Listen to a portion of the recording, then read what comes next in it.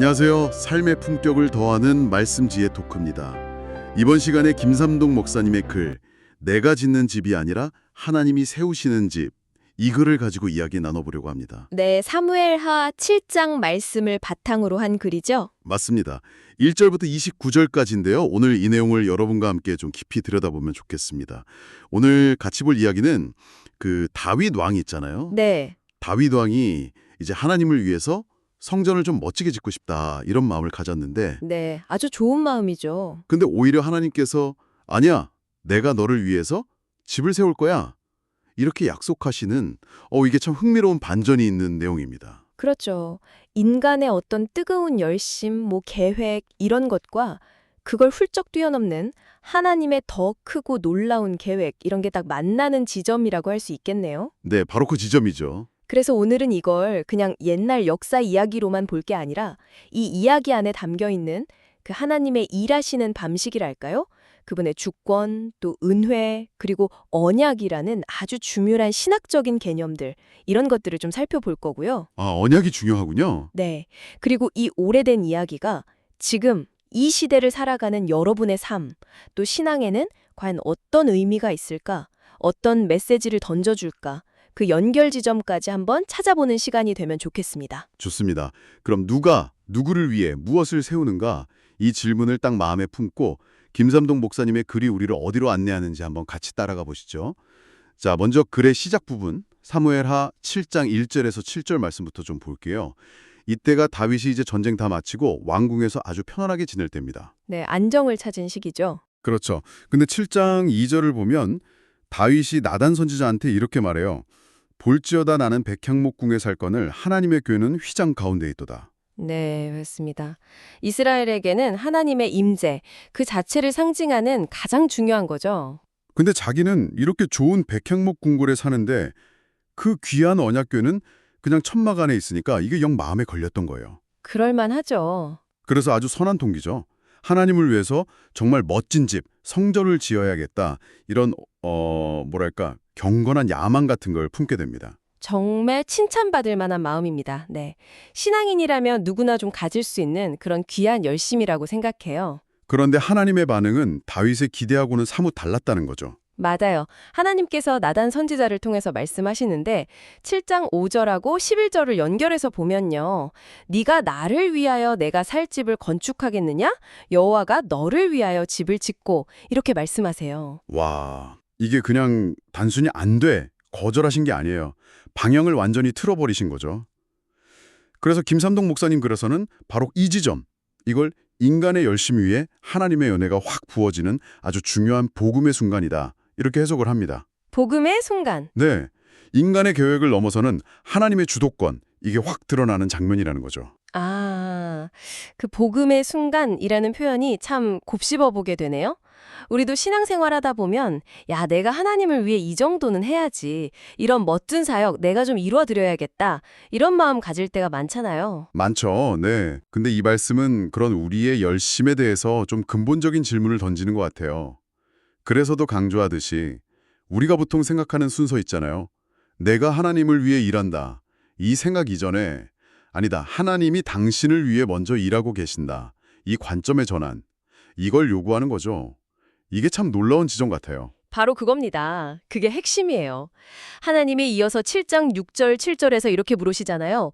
내가 이스라엘 자손을 애굽에서 인도하여 내돈 날부터 오늘까지 집에 살지 아니하고 장막이랑 성막 안에서 다녔다. 내가 내 백성 이스라엘을 먹이려고 명령한 그 이스라엘 어느 지파들 가운데 하나에게 내가 말하기를 너희가 어찌하여 나를 위하여 백향목 집을 건축하지 아니하였느냐고 말한 적 있더냐. 아, 한 번도 없으셨다는 거죠. 그렇죠. 이게 바로 하나님의 주권, 하나님께서 모든 것을 다스리시고 이끌어 가신다. 이 원리를 아주 분명하게 보여주는 말씀입니다. 우리가 막 하나님의 일을 계획하고 시작하는 것 같지만 사실은 그게 아니라 하나님께서 먼저 우리 안에서 또 우리를 통해서 그분의 일을 시작하신다는 것, 이걸 강조하는 대목이죠. 하긴 생각해보면 그 당시 고대 근동 문화에서는 왕들이 자기 힘이랑 통치의 정당성, 이런 걸 보여주려고 의리리한 신전을 막 짓는 게 일반적이었다고 하잖아요. 네, 흔한 일이었죠. 어쩌면 다윗의 생각도 그런 시대적인 분위기 속에서는 아주 자연스러운 발상이었을 수도 있겠네요. 충분히 그럴 수 있습니다. 하지만 중요한 건 이스라엘의 하나님은 그런 방식, 인간이 만든 화려한 건물 안에 갇히시는 그런 분이 아니라는 거죠. 아, 이사야서 66장에도 비슷한 말씀이 있잖아요. 하늘은 나의 보좌고 땅은 나의 발판인데 너희가 나를 위해서 무슨 짐을 짓겠느냐 하시잖아요. 하나님께서 다윗에게 정말 원하셨던 건 화려한 백향목 건물이 아니라 하나님과의 약속, 즉 그 언약 관계 안에서의 신실한 순종이었던 겁니다. 듣고 보니 역사를 봐도 좀 비슷한 맥락이 떠오르기도 해요. 중세 시대에 보면 유럽 전역에서 정말 거대하고 화려한 성당들을 막 경쟁적으로 지었잖아요. 그랬죠. 엄청났죠. 물론 그게 다 신앙의 표현이기도 했겠지만 어떻게 보면 그 과정에서 인간의 업적이나 교회의 어떤 세속적인 권력 이런 게 더 부각되는 측면도 분명히 있었던 것 같고요. 네, 그런 비판도 있죠. 반면에 마르틴 루터 같은 종교개혁자는 아니다. 하나님은 돌로 지은 건물이 아니라 믿는 사람의 마음속에 거하신다. 이렇게 외치면서 본질을 다시 생각하게 했죠. 오늘날에도 비슷한 유혹이 있을 수 있다고 생각해요. 어떤 교회나 개인이 하는 사역의 규모라든지 건물의 크기, 눈에 보이는 성과 이런 외적인 기준으로 헌신이나 믿음을 자꾸 평가하려는 경향 말이에요. 그럴 수 있겠네요. 하지만 이사무엘하 7장의 메시지는 아주 분명합니다. 하나님께서는 우리가 겉으로 만들어내는 그런 화려한 건축보다 우리 마음의 순종, 그리고 우리가 함께 이루는 그 신앙 공동체의 거룩함, 이걸 훨씬 더 중요하게 보신다는 겁니다. 아, 건물이 아니라 순종과 거룩함. 네. 그래서 우리가 여기서 딱 붙잡아야 할 핵심은 이거예요. 진정한 신앙적인 건축이라는 건 하나님이 머무실 외부 공간을 멋지게 꾸미는 것 그 이전에 하나님이 거하실 우리의 내면과 삶을 거룩하게 세워나가는 일이라는 점이죠. 뛰어넘는 정말 다윗은 상상도 못했을 놀라운 약속을 주시는데요. 맞습니다. 이게 바로 사무엘하 7장 8절부터 17절에 나오는 내용이고 성경 전체에서도 아주 중요한 다윗 언약의 핵심이죠. 네, 다윗 언약. 하나님께서 다윗에게 그러시잖아요. 여호와가 너를 위하여 집을 짓고 또 내 집과 내 나라가 내 앞에서 영원히 보존되고 내 왕위가 영원히 경고하리라 이렇게 약속하세요. 근데 이 다윗 언약은 단순히 그냥 다윗 왕조가 정치적으로 오래 갈 거다 이런 약속을 훨씬 넘어서는 아주 깊은 의미를 가지고 있어요. 어떤 의미인가요? 이건 하나님께서 다윗의 가문을 통해서 그의 후손으로 메시아, 즉 온 세상을 구원할 진정한 왕을 보내시겠다. 그리고 그분을 통해서 영원한 하나님 나라를 세우시겠다. 이런 어마어마하게 장대한 약속의 시작인 겁니다. 와, 스케일이 다르네요. 그렇죠. 물론 이 약속이 다윗의 아들인 솔로몬 시대에 부분적으로 성취되는 것처럼 보이긴 해요. 하지만 궁극적으로는 신약 성경에서 예수 그리스도를 통해서 완전히 성취되는 거죠. 그래서 신약 성경 딱 시작하면 마태복음 1장 1절이나 누가복음 1장 같은 곳에서 예수님을 다윗의 자손이라고 분명히 밝히는 이유가 바로 여기 있는 겁니다. 아, 그래서 그렇군요. 김삼동 목사님의 글도 바로 이 지점을 아주 복음적으로 풀어내더라고요. 이렇게 설명해요. 다윗의 언약은 하나님 나라를 약속하는 복음의 씨앗이다. 그리고 그리스도 안에서 진정한 하나님의 집은 돌로 만든 건물이 아니라 바로 그분의 백성, 즉 교회다. 우리가 보통 생각하는 지배 개념을 완전히 뒤집는 정말 중요한 통찰이라고 생각해요. 하나님이 세우시는 집은 건물 이상의 의미를 갖는다는 거잖아요. 네, 맞아요. 역사적인 배경을 조금만 더 살펴보면 더 흥미로운 점이 있는데요. 고대 근동 지역의 다른 왕조 언약들을 보면 대부분 왕하고 그 후계자에게 안정적인 통치를 보장해주는 일종의 조건적인 법적 계약 형태를 띄어요. 조건적인 계약이요? 네. 네가 이렇게 잘하면 내가 이렇게 복을 주겠다. 이런 식이죠. 그런데 하나님께서 다윗과 맺으신 이 언약은 그래서도 지적하듯이 철저하게 은혜의 언약이라는 겁니다. 은혜의 언약? 이게 무슨 뜻이냐면 이 언약의 기초가 다윗의 어떤 능력이나 자격이 아니라 전적으로 하나님의 신실하심에 있다는 거예요. 그래서 나중에 다윗이 큰 죄를 짓잖아요. 그 밧세바 사건. 네, 그 유명한 사건이죠. 네, 다윗 인생의 큰 오점인데 그렇게 실패했을 때조차도 하나님은 이 약속을 폐기하지 않으세요. 왜냐? 이 언약은 인간의 행위가 아니라 하나님의 변함없는 사랑과 신실하심, 히브리어로 헤세드라고 부르는 그분의 성품에 뿌리를 두고 있기 때문입니다. 아, 헤세드, 하나님의 그 신실하신 사랑, 네, 바로 그거죠. 성경 전체를 하나의 큰 이야기, 그러니까 구속사라고 부르잖아요. 하나님께서 인류를 구원하시는 큰 이야기의 흐름. 그 틀에서 보면 하나님께서 아브라함과 맺으신 언약에서 시작해서 오늘 우리가 다루는 이 다윗 언약으로 이어지고 그리고 마침내 예수 그리스도 안에서 모든 사람을 위한 새로운 언약, 즉 새 언약으로 완성되는 걸 볼 수 있네요. 정확합니다. 초대교회를 떠올려 보면 좀 더 쉽게 이해가 돼요. 그들에게는 뭐 번듯한 예배당 건물이 없었잖아요. 오히려 로마 제국의 핍박 피해서 막 숨어 지내야 했죠. 그렇죠. 카타콤 같은 곳에서 속에서도 흔들리지 않는 하나님의 살아있는 집으로 굳건히 서 있었어요. 건물이 아니라 사람이 집이었던 거죠. 사람이 집이다. 바로 그 점이 오늘 이 말씀을 듣고 계신 여러분의 삶에도 동일하게 적용될 수 있다고 믿습니다. 하나님은 우리의 뭐 완벽함이나 대단한 업적 이런 걸 근거로 우리를 붙드시는 게 아니라 그분의 한결같은 신실하심으로 우리를 붙들고 계시다는 거예요. 교회가 지난 2000년 동안 수많은 위기 또 실패에도 불구하고 오늘까지 존재할 수 있는 이유가 뭘까요? 우리 신자들이 뭐 특별히 뛰어나서가 아니에요. 바로 이 언약에 신실하신 하나님께서 당신의 백성들을 결코 포기하지 않으셨기 때문입니다. 그래서 김삼동 목사님의 글이 강조하는 이 메시지가 참 중요해요. 하나님은 우리가 짓는 그런 외형적인 집보다 우리가 하나님 안에서 어떤 사람으로 세워져 가는가에 훨씬 더 관심이 있으시다. 자, 이제 글의 마지막 부분으로 넘어가 보죠. 사무엘하 7장 18절부터 29절인데요.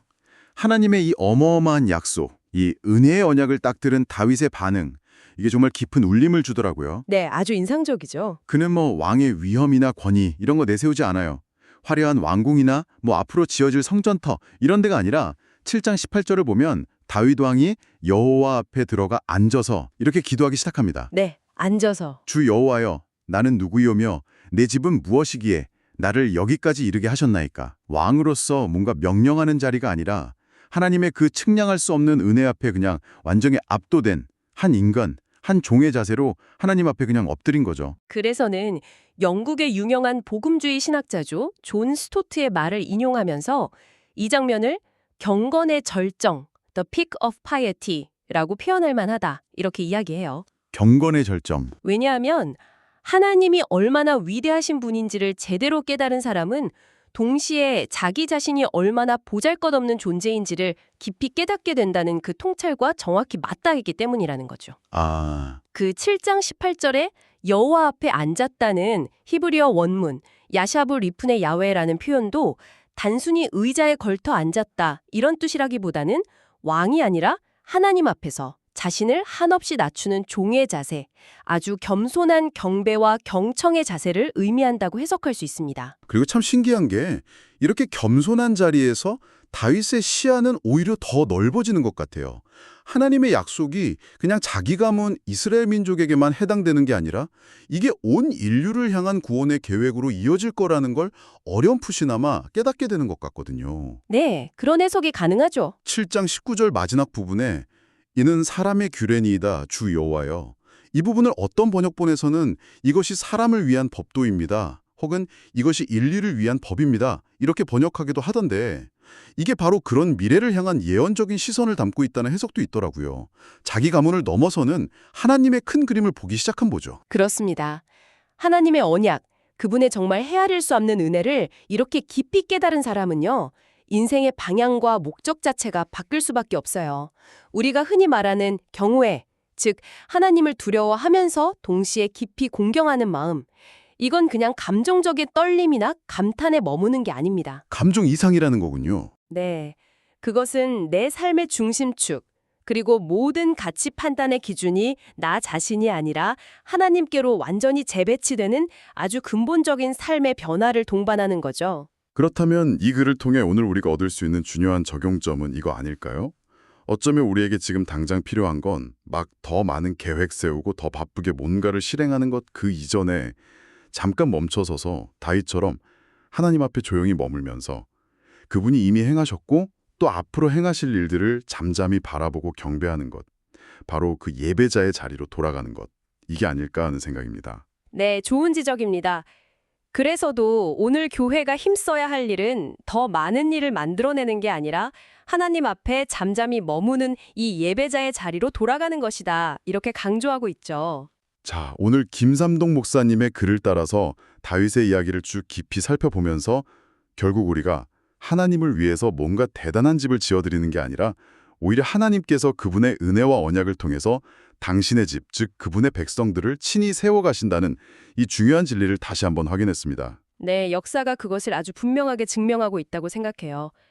초대교회가 겪었던 그 모진 순교와 핍박 속에서도 그래서 표현된 것처럼 사람이 만든 집은 무너졌을지 몰라도 복음으로 세워진 집은 결코 무너지지 않았다는 사실.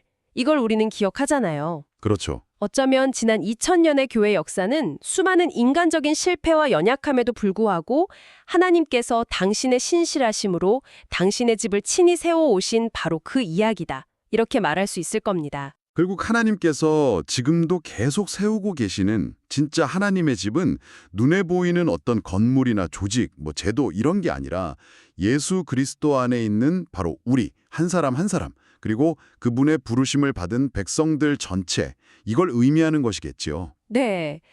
그래서 이 사무엘하 7장의 말씀은 오늘 이 시대를 살아가는 청취자 여러분 각자에게 이렇게 진지하게 묻고 있는 것 같습니다. 글의 마지막 질문처럼 말이죠. 당신은 지금 무엇을 짓고 있습니까? 당신의 인생이라는 집, 당신의 신앙이라는 집을 무엇으로 또 어떻게 세워가고 있나요?